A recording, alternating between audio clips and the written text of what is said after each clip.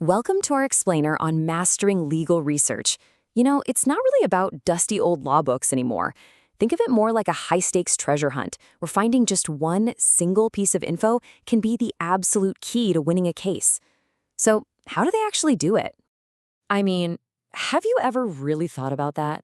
In this huge, vast ocean of laws and court decisions going back centuries, how does a lawyer pinpoint that one case, that one argument that can flip the entire thing on its head? That's the big question we're diving into today. So here's our game plan. We're going to start with what is by far the most important step, asking the right question. Then we'll talk about navigating all the sources, mastering modern digital search tools, then turning what you find into a killer argument, and finally, why this whole quest really truly never ends. Okay, first things first, you have to frame the question. It's so critical because, let's be real, if you don't know exactly what you're looking for, you're just wandering in the dark. You'll never find the right answer. Every good quest needs a map, right? Well, in legal research, that map is what we call the scope. It basically defines the boundaries of your problem. Are you dealing with a contract dispute? That's civil law. Or is it something else entirely, like a criminal matter? Getting the scope right from the jump means you're actually looking in the right part of the legal universe.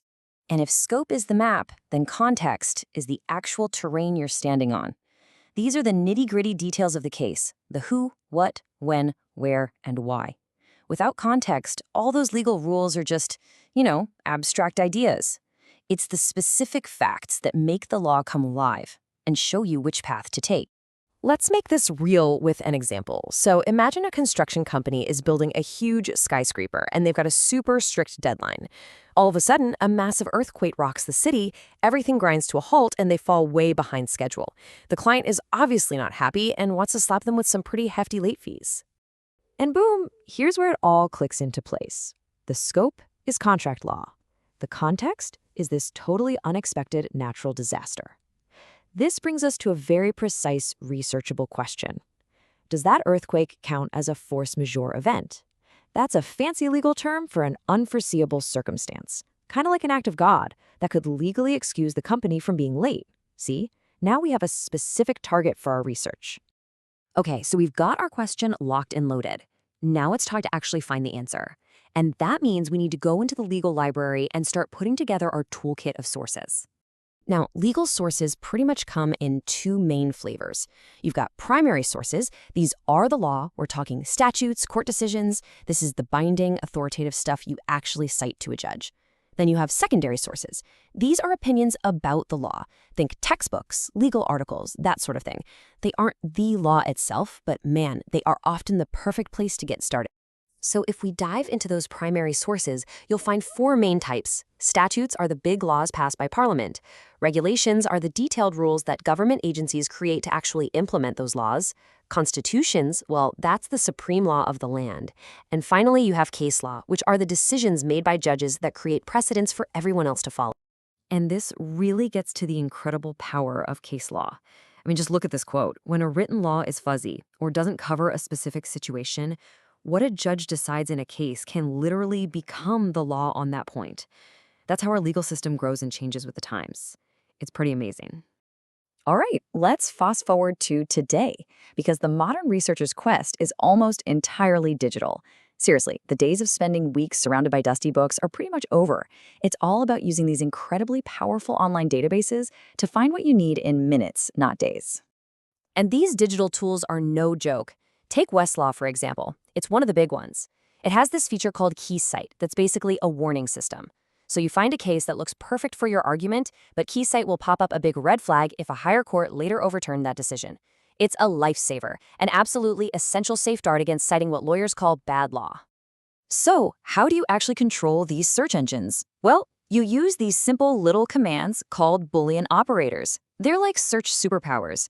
Use the word and you'll only get results that have both of your terms. Use or, and you'll broaden things to find either term. And not is perfect for kicking out irrelevant stuff.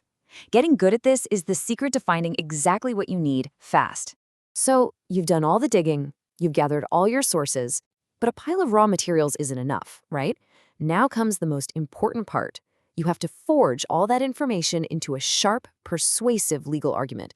You have to turn it into a weapon. And this really takes two different skills. First, there's analysis. This is like putting each source under a microscope, breaking it down to see all its individual parts. But then comes synthesis. This is the real art form. It's weaving together all those different pieces from different cases, different statutes, into one single powerful story that makes your point. And how you tell that story depends entirely on who's listening. If you're writing an internal legal memo for another lawyer in your firm, it has to be brutally honest and objective. You're laying out all the strengths and all the weaknesses. But a legal brief, that goes to the court. That is pure persuasion. Your only goal is to convince the judge that you are right. And now we've reached the final and maybe the most crucial truth of this whole quest.